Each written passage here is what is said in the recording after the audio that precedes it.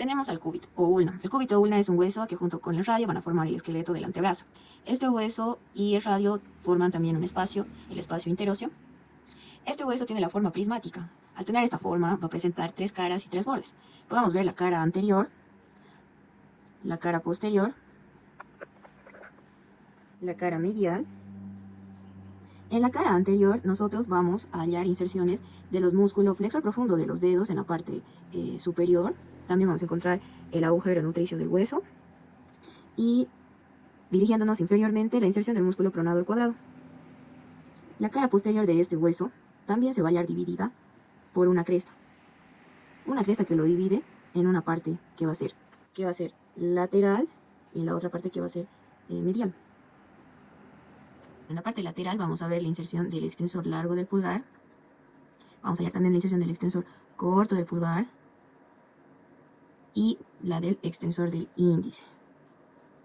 Y en la parte medial de esta cresta, vamos a hallar las inserciones del músculo supinador y del músculo anconio. Anconio y supinador, en toda la parte medial de la cresta. Y en la cara posterior, en la parte lateral inferior de este hueso, vamos a ver una superficie que es triangular, que sirve de inserción al extensor cubital del carpo. Vamos a hallar la inserción del músculo extensor cubital del carpo. Como hemos mencionado que este hueso presenta tres bordes, los tres bordes tenemos el borde interóseo, donde se va a insertar la membrana interósea del hueso. Tenemos el borde posterior, este borde posterior, que bueno, de igual forma va a estar dividido en una S en cursiva, en dos crestas, y va a servir de inserción en sus dos tercios superiores al músculo flexor profundo de los dedos y al flexor cubital del carpo, el extensor cubital del carpo. Y en el borde anterior vamos a ver las mismas inserciones del flexor profundo de los dedos e inferiormente del pronador cuadrado. Como este es un hueso largo, presenta un extremo superior, un extremo inferior y bueno, el cuerpo o diáfisis. El extremo superior está formado por dos epífisis. Esas dos epífisis son el olecranon y la epífisis coronoidea. Podemos apreciar el vértice del olecranon en esta parte. Podemos ver la apófisis coronoides. Bueno, tanto la epífisis del olecranon más la apófisis coronoides van a formar lo que es la escotadura troclear.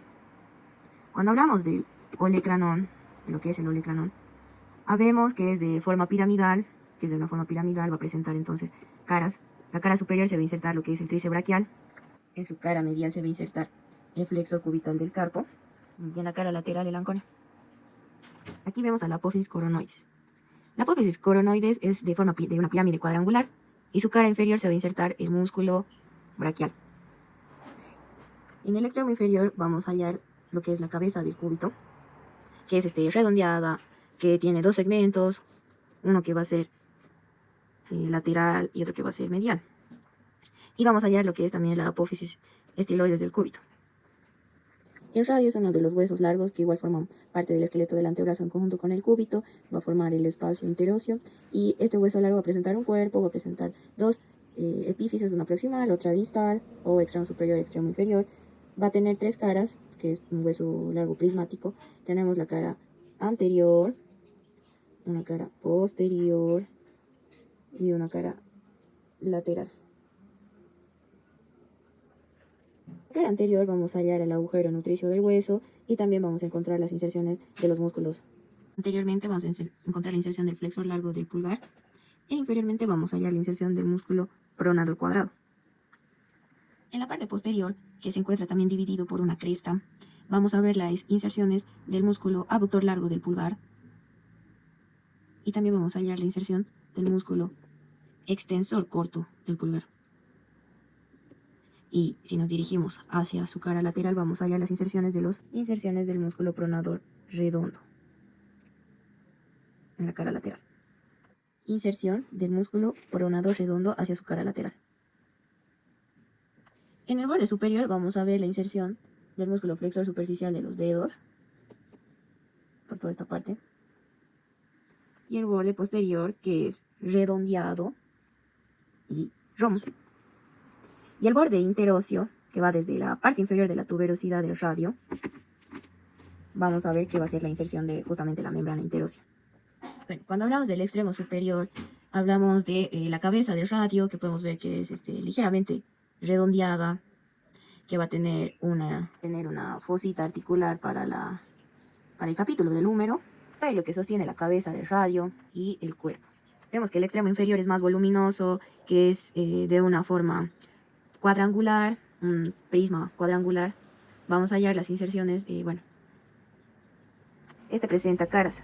En la cara lateral vamos a hallar que se va a articular, que está relacionado con el escafoides lateralmente, y en la parte medial va a estar relacionado con el semilunar.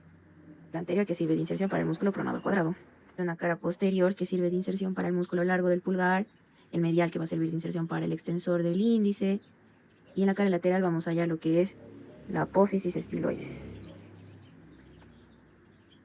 La parte medial, que ya hemos mencionado, encontramos inferiormente la inserción para el músculo pronado cuadrado.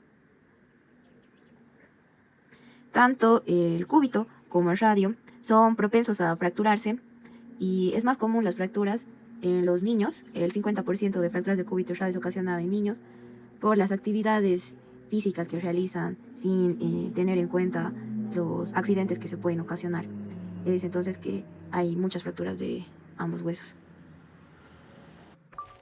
Los huesos de la mano.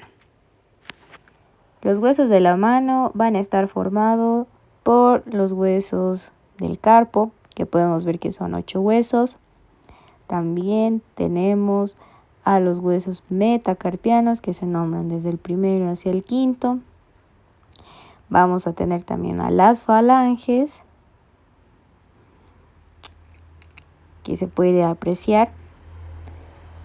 Y vamos a empezar a hablar de los huesos del carpo, que se dividen en 2 filas. Una fila primera, la antebraquial, que empieza con el escafoides, el hueso más lateral de esta fila, que se va a articular superiormente con el radio, inferiormente con el trapecio y el trapezoide.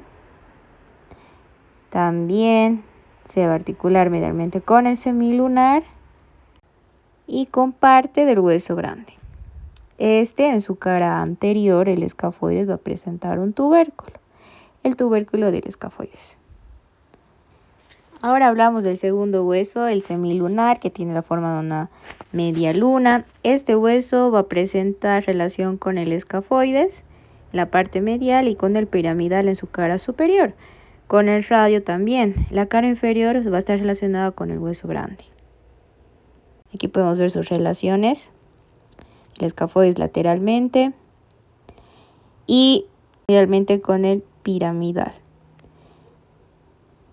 Cuando hablamos del hueso piramidal, hablamos de un hueso que tiene la forma de una pirámide cuadrangular. Su cara lateral, como hemos mencionado anteriormente, se relaciona con el semilunar, y la cara superior con el disco articular, y la cara inferior con el hueso ganchoso. Ahora hablamos del hueso pisiforme. Este hueso pisiforme, que tiene la forma, como se puede ver, de una semilla de sésamo, es irregularmente redondeado. Hablamos de los huesos de la segunda fila. Empezamos con el trapecio, el más lateral, que en su cara superior se relaciona con el escafoides, medialmente se relaciona con el trapecio, inferiormente con el primer metacarpiano.